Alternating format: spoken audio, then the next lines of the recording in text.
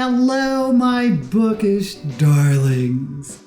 I am going to give you 10 reasons to read Babel by R.F. Kuang.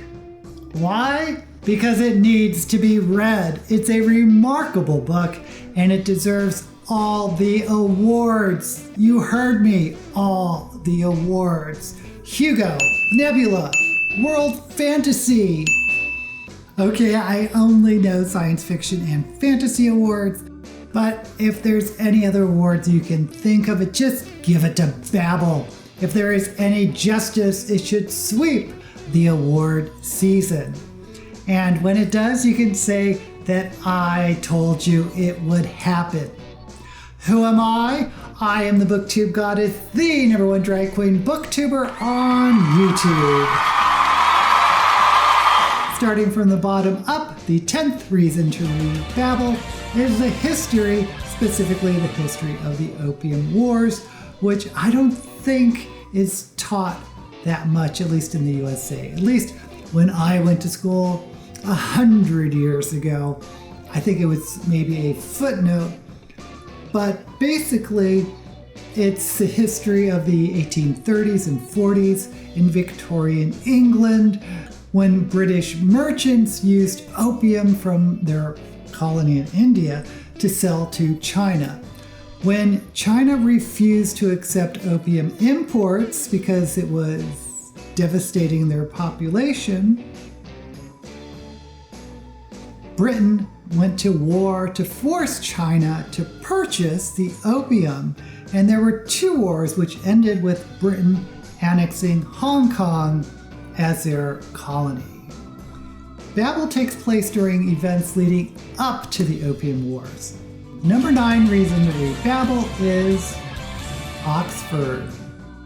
Yes, the setting takes place mostly in Oxford, though we start in China when a young boy who is half Chinese and half white loses his family during a plague, and then a white British man shows up, a certain Dr. Lovell, who brings this kid back to Britain, and his name is Robin Swift.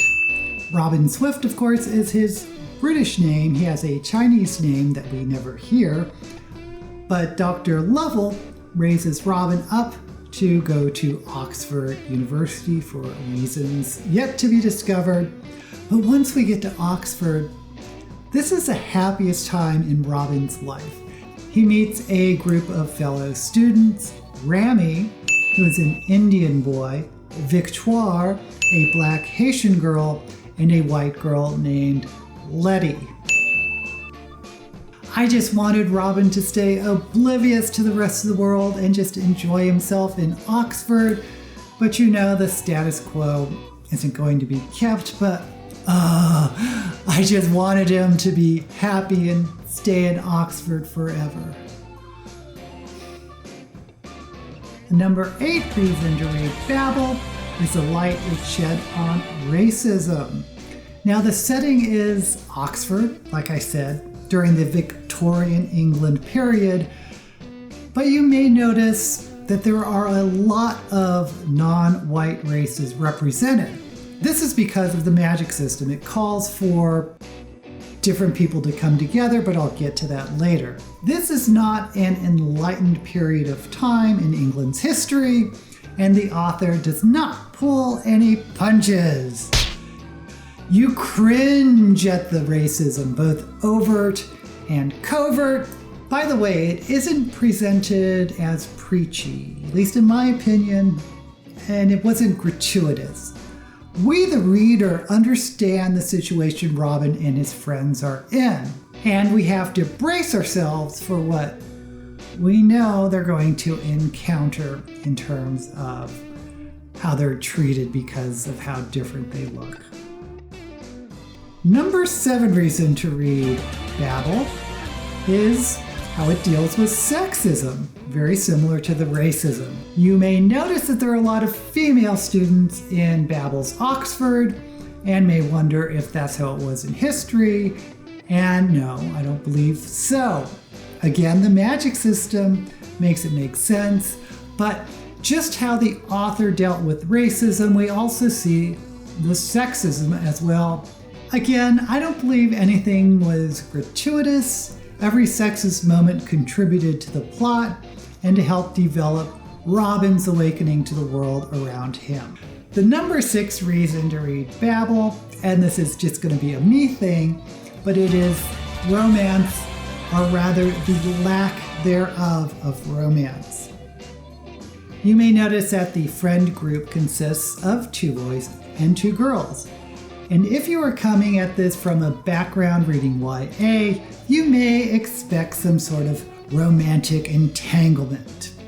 But if you've read R.F. Kuang's Poppy Wars, which I loved, by the way, you know this author doesn't seem to indulge in romantic B-plots. If you remember in Poppy Wars, it felt like there was some sort of romance being set up between the main character and sort of the handsome young instructor, but you know what happened there. There is kind of sort of a romantic story in Robin's little group, but it is not what you would expect at all.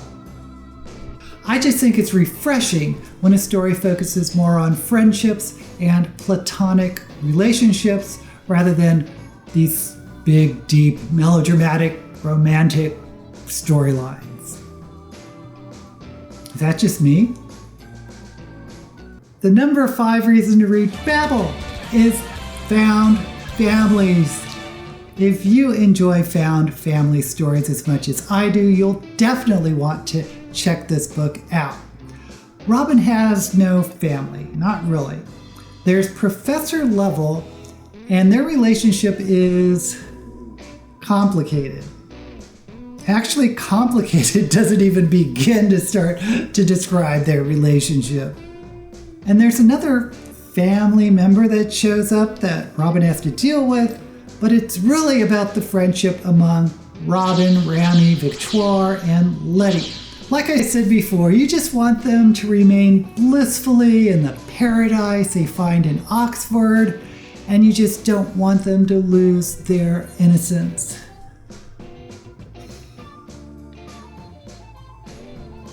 The number 4 reason to read Babel is the magic system. Okay, the magic system is unique. Basically, silver, the metal silver, can be inscribed with 2 words, one on each side of these bars. But the words must be in 2 different languages. For example, a silver bar could have an English word on one side and a Cantonese word on the other.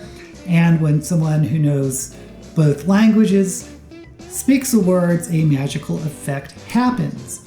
Babel is actually the building in Oxford where this silver magic is developed, and they have to search for people proficient in different languages to make the magic work, which is why they recruit students from different cultures, which include women. This just scratches the surface of how magic works in Babel. It gets pretty complicated, but it is extremely interesting, which brings us to the 3rd reason you should read Babel, etymology. The magic relies on the etymology of the words that are inscribed in the silver. For example, the word treacle means syrup or molasses, but its origins are in a French word which means antidote. And the word evolved from using sugar to disguise the taste of medicine. Rum punch. Quite satisfactory. But the magic of the silver bars with those 2 words in English and French is used as a medical cure, like curing the plague, for example. We get lots of examples of the etymology of words, not just English, but other languages, Cantonese, Urdu, Haitian Creole, and on and on. You just feel smarter after reading Babel.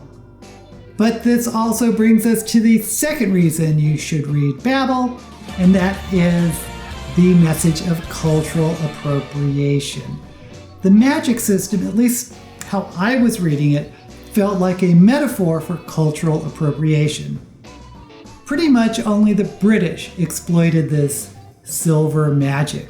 But in order for the magic to work, they had to exploit the languages of other cultures. The more you read Babel through this lens, the more interesting and deep the story becomes. Finally, the number one reason to read Babel is the writing. Of course, it's the writing. It reads as though it was written in another time, but still it is very clear writing. There are interesting footnotes, some of which are in Chinese characters. I'm not sure how that's dealt with on audiobooks. Someone let me know in the comments. But overall, I think the writing is beautiful. Now, I think maybe some people may complain about certain parts feeling slow or slowly paced, and this is a long book after all. But personally, I thought it was a page turner. I think it is a masterpiece and predict it will become a classic. So these are my top 10 reasons to read Babel. If you like this video, please give it a thumbs up and subscribe to my channel. If you have read Babel already, let me know what you thought. I'm really curious about what people will think who don't read that much adult fantasy. I personally would call this alternate history fantasy, but I know some people are calling it historical fantasy. And I've also heard the term dark academia tossed around, but I personally think Babel transcends that genre. And I've also heard comparisons to Jonathan Strange and Mr. Norrell by Susanna Clarke, and I could see that actually. There's certain a period charm and style to both novels, and they both use footnotes extensively and are wrapped up in this academic veneer. By the way, Babel is shorter.